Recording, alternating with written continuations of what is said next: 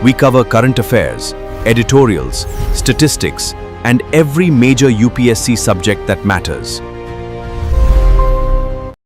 Hello everyone, welcome back to UPSC IAS Desk Official. I hope you all are doing well. और जितने भी UPSC IAS exam के aspirants हैं, state PCS और कोई भी एग्ज़ाम के एस्पिरेंट्स हैं, तो इनके लिए एक अनाउंसमेंट करनी थी कि आज से हम अपने सारे एडिटोरियल्स को हिंदी में भी एक्सप्लेन करेंगे, क्योंकि majority of the aspirants Hindi speaking है। तो क्योंकि ये जो एग्ज़ाम्स है, कोई भी एग्ज़ाम हो, यूपीएससी हो या स्टेट पीसीएस या कोई भी कॉम्पिटिटिव एग्ज़ाम हो, सब में कॉन्सेप्ट्स बहुत ही मैटर करते हैं। कॉन्सेप्चुअल एग्ज़ाम्स होते हैं ये।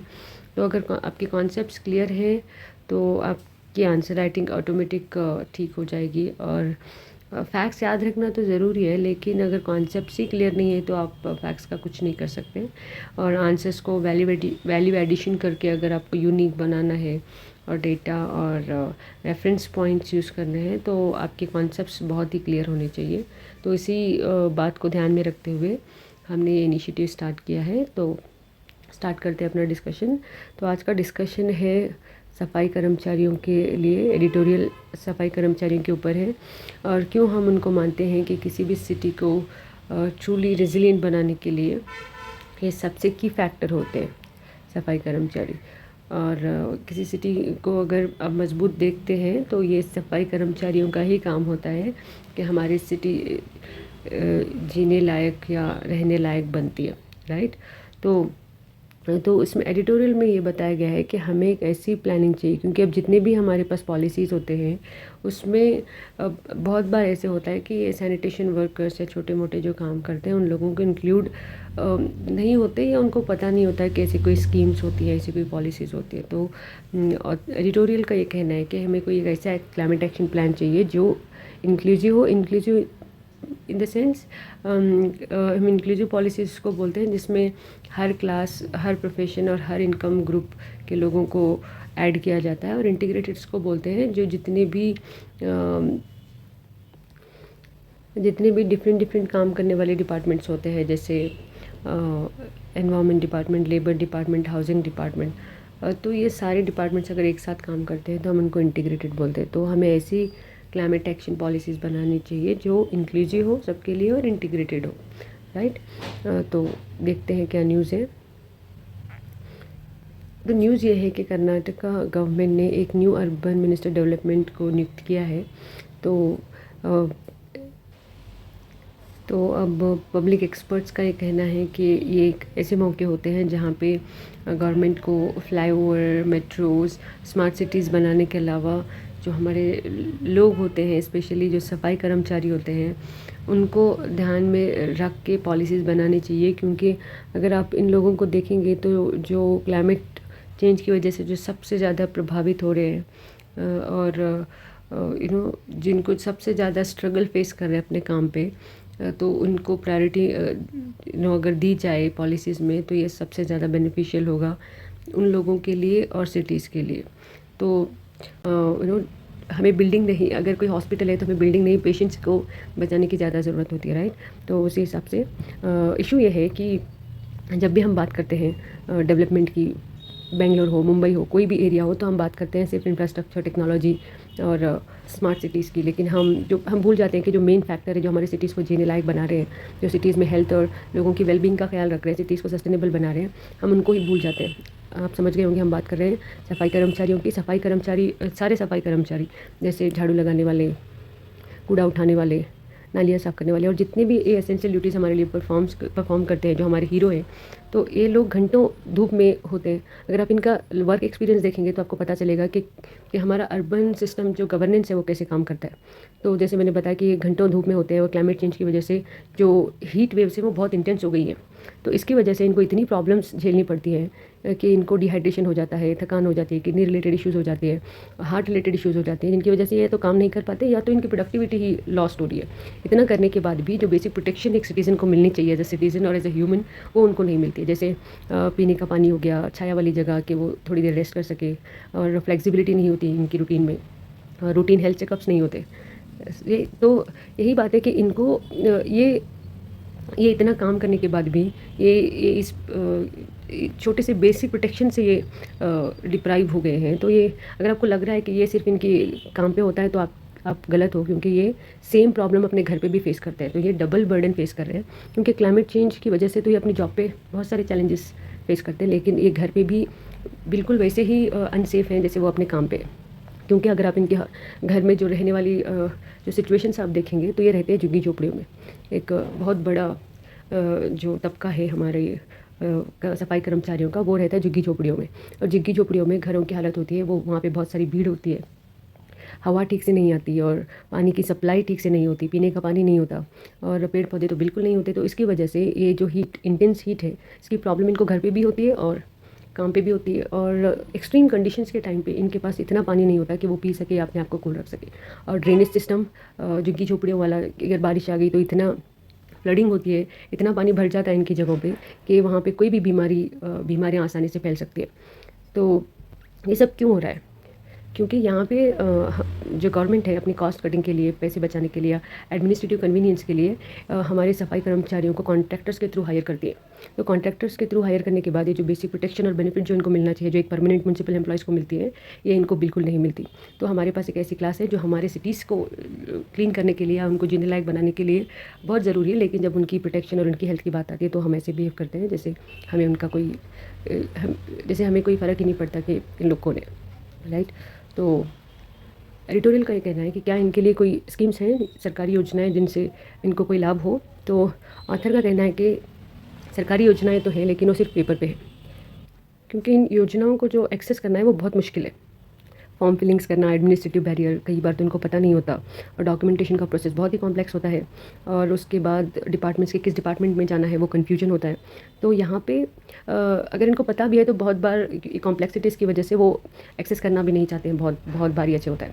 और हमने बहुत बार सुना है कि urban primary health care develop हुए हैं, जो बेसिक हेल्थ सेंटर्स होते हैं। तो सवाल वही है कि यहाँ पे जो हेल्थ सेंटर्स हैं कि इतने वेल इक्विप्ड है कि इसमें हीट स्ट्रोक से जो बीमारियां होती है उसका इलाज हो सकता है, या वहाँ के डॉक्टर्स एंड नर्सिस ट्रेन है जिनको पता हो कि हीट स्ट्रोक को कैसे ट्रीट किया जाए, या वर्कर्स को पता है कि ऐसे हेल्थ सेंटर्स एग्जिस्ट करते हैं। अगर एग्जिस्ट करते हैं तो क्या ये अगर काम के वक्त अगर इनको उस हॉस्पिटल को जाने के तो क्या वो जा सकते हैं। तो अगर ये सारे क्वेश्चन अगर आप पूछेंगे तो अनफॉर्चुनेटली बहुत सारे क्वेश्चन का आंसर्स होता है नहीं। तो ये सब बदल क्यों नहीं रहा है? तो ये जो सिचुएशन है ये बदल क्यों नहीं रही है? सिचुएशन बदल नहीं रही है क्योंकि हम अपने लेबर्स को रेस्पेक्ट नहीं करते। हम लेबर्स को सिर्फ एक इंस्ट्रूमेंट समझते हैं। एक फ़िलॉसफी, एक माइंडसेट है कि हम अपने सैनिटेशन वर्कर्स को, सफाई कर्मचारियों को इंस्ट्रूमेंट समझते हैं, सिटीजन्स नहीं समझते। और अगर आप इनका एक्सपीरियंस देखेंगे तो ये आपको बताएंगे कि ये एक नहीं, ऐसे मल्टीपल जो गवर्नमेंट डिपार्टमेंट्स हैं उनका फेलियर आपको नज़र आ जाएगा। जैसे म्यूनसिपल गवर्नेंस हो गया, bad housing arrangement, bad labour arrangement, ये weak environment infrastructure, weak health care system, weak social protection, ये सारा आपको दिख जाएगा। तो ये इश्यूज़ को अगर हम सेपरेटली ट्रीट करेंगे तो ये जो सिचुएशन है कभी नहीं बदलेगी। तो एक सिंगल अथॉरिटी होनी चाहिए जो अकाउंटेबल हो कि इनकी पूरी जो ओवरऑल वेलबींग है उसको देखे और उसके जो इश्यूज़ है उसको रिजॉल्व करे, राइट। ओके, तो इस जो एडिटोरियल है उसमें 5 प्रायोरिटीज़ दिए हुए हैं ताकि जो नेक्स्ट हम पॉलिसीज़ बनाए गवर्नमेंट, तो उसमें इन सफाई कर्मचारियों को प्रायोरिटी पे रखे और इन प्रायोरिटी को नेशनलाइज करे। तो पहली प्रायोरिटी है climate and heat consideration must be integrated into occupational health policies. इसका ये मतलब हुआ कि सफाई कर्मचारियों की जो हेल्थ पॉलिसीज़ होती हैं उसमें गर्मी और क्लाइमेट चेंज को भी ऐड करना चाहिए और municipal workers and contract workers को इक्वली ट्रीट करना चाहिए। इनको इक्वल प्रोटेक्शन और इक्वल बेनिफिट्स मिलने चाहिए।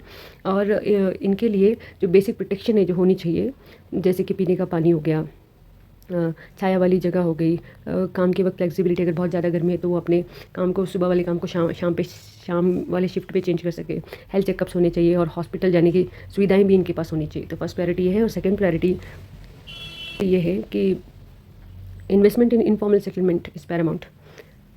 यहाँ पे इनके जो सेटलमेंट्स हैं, जो झुग्गी झोपड़ियाँ हैं, वहाँ पे गवर्नमेंट को इन्वेस्ट करके इसको अपग्रेड करना चाहिए। जैसे इनको पक्के हाउसेस हो और कूलिंग रूफ हो और पीने के पानी की कनेक्शंस होने चाहिए और नालियाँ इनकी साफ़ होनी चाहिए ताकि बीमारियाँ ना फैले, और पेड़ पौधे लगाना चाहिए ताकि जहाँ पे रहते हैं वो एरियाज़ कूल हो जाए। और ये एक वेलफेयर पॉलिसीज़ नहीं होगी जो हम उनके लिए कर रहे हैं, ये होगी क्लाइमेट चेंज के लिए बेसिक कंपोनेंट। तो ये एक बेसिक हिस्सा है हमारी क्लाइमेट चेंज एक्शन प्लान्स के लिए। तो थर्ड हमारी प्रायोरिटी है urban primary health care system should be strengthen. तो हमारे जो प्राइमरी हेल्थ सेंटर्स हैं उनको स्ट्रेंथन करना पड़ेगा, डॉक्टर्स को ट्रेन करना पड़ेगा। हीट स्ट्रोक्स अगर हुआ है तो उसका ट्रीटमेंट कैसे होगा, और वर्कर्स के लिए हॉस्पिटल आसपास ही होने चाहिए ताकि वो वर्किंग आवर्स पे भी अगर उनको जाने की ज़रूरत पड़े तो जाए। और हीट स्ट्रोक के प्रोटोकॉल्स कि अगर काम के वक्त उनको अगर हीट स्ट्रोक हो जाए तो ये इसका बेसिक इलाज कैसे होना चाहिए काम पे भी, तो इसके लिए भी हमारे पास एक सुविधा होनी चाहिए। तो फोर्थ प्रायोरिटी हमारे पास है कि city needs better data system. तो हमारे पास अभी तक कोई डेटा है नहीं कि ये वर्कर्स कितनी धूप में काम करते हैं, बीमार हैं तो कहाँ जाते हैं, इलाज में कितने एक्सपेंसेस आते हैं। तो अगर हमें बेटर पॉलिसीज़ बनानी है तो हमें बेटर डेटा चाहिए, तो बेटर डेटा सिस्टम होने चाहिए, क्योंकि एविडेंस बेस्ड पॉलिसीज़ बनाएंगे तो वो बहुत रिलायबल होगा और क्योंकि रिलायबल इन्फॉर्मेशन पे होगा, राइट। और फाइनल हमारी प्रायोरिटी ये है कि urban governance must become integrated. जो डिफरेंट डिपार्टमेंट जो काम कर रहे हैं, जहाँ पे लेबर्स को कन्फ्यूजन होता है कि किस डिपार्टमेंट में जाए और कहाँ पे अपने लिए जो पॉलिसीज़ है उसको अवेल करें, तो इसके लिए सारे जो गवर्नमेंट डिपार्टमेंट्स है, लेबर डिपार्टमेंट, हाउसिंग डिपार्टमेंट, इन सबको एक होकर इंटीग्रेट होकर काम करना चाहिए। तो इंटीग्रेशन बहुत इंपॉर्टेंट फैक्टर हो जाता है इसके लिए, राइट। और इंटीग्रेट तो होना ही चाहिए, साथ साथ अकाउंटेबिलिटी होना चाहिए। मतलब डिपार्टमेंट्स आपस में बैठ के, सारे डिपार्टमेंट्स आपस में बैठ के एक प्लान बनाए, अकाउंटेबिलिटी हो कि अगर वर्कर को अगर कोई प्रॉब्लम है तो कौन रिस्पॉन्सिबल होगा, राइट। तो ये बहुत ज़रूरी है। तो उसके साथ साथ कंक्लूजन है बहुत ही ब्यूटीफुल। तो हमारे पास बहुत ही ब्यूटीफुल कंक्लूजन है इस आर्टिकल का। ऑथर कहते हैं कि जो इंडिया बहुत तेज़ी से अर्बनाइज हो रहा है, अर्बनाइज होने की तरफ बढ़ रहा है, तो सिटीज़ के पास 2 चॉइसेस हैं, या तो वो अपना पहले ओल्ड जो मॉडल था कि city centric concrete technology based जो मॉडल था उसी को डेवलपमेंट करे, या ऐसी पॉलिसीज़ चुने जिसमें लोग प्रायोरिटीज़ पे हो, सैनिटेशन वर्कर को फ़ायदा मिले, क्योंकि सैनिटेशन वर्कर वो लोग हैं जो सिटीज़ को ट्रू वे में डिफाइन करते हैं कि इंफ्रास्ट्रक्चर से सिटीज़ की पहचान नहीं होती। सिटीज़ की पहचान होती है वहाँ के रहने वाले लोग, उनके काम करने की कंडीशन और वो कितने हेल्दी हैं, उनको देख के पता चलता है कि सिटी कितनी डेवलप है। हमारा सेकंड कंक्लूजन ये है कि जो क्लाइमेट चेंज ने जो गवर्नेंस फेलियर दिखाया है, ये टेक्नोलॉजी की प्रॉब्लम नहीं है। हमें इससे पता चलता है कि ये प्रॉब्लम है justice, dignity and political will. Justice वही है कि सब लोगों को फेयर डील मिल रही है कि नहीं, और डिग्निटी वही कि सारे लोगों को इक्वल रिस्पेक्ट और सेफ लाइफ अवेलेबल है या नहीं। पॉलिटिकल विल, हमारे लीडर्स के पास क्या इतनी करेज है कि वो जो सही है लोगों के लिए, क्या वो सब कर रहे हैं या नहीं। तो यही ये प्रॉब्लम है। तो अगर हम इस justice, dignity and political wills को इंश्योर करेंगे तो हम डेफिनेटली इम्प्रूवमेंट देखेंगे सैनिटेशन वर्कर्स की कंडीशन में। और अगर हम सैनिटेशन वर्कर्स को सिर्फ मजदूर नहीं, सिटीजन समझेंगे, तो हम समझेंगे कि उनके पास भी right to health, right to safety, right to shelter, right to liveable future होता है।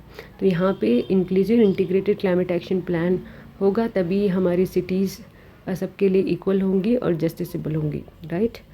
और थर्ड हमारा जो फाइनल कंक्लूजन है वो है कि हमें रीडिफाइन करना पड़ेगा अर्बन डेवलपमेंट की जो डेफिनेशन है उसको।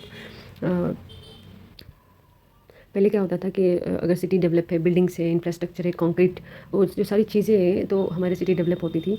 और अगर अब सिटीज़ को डेवलप होना है ट्रू सेंस में, तो उन्हें प्रायोरिटीज़ देनी पड़ेगी पीपल और प्रोजेक्ट, डिग्निटी देनी पड़ेगी, डिग्निटी को प्रायोरिटाइज करना पड़ेगा ओवर कन्वीनियंस, और जस्टिस को प्रायोरिटाइज करना पड़ेगा ओवर कॉस्ट कटिंग।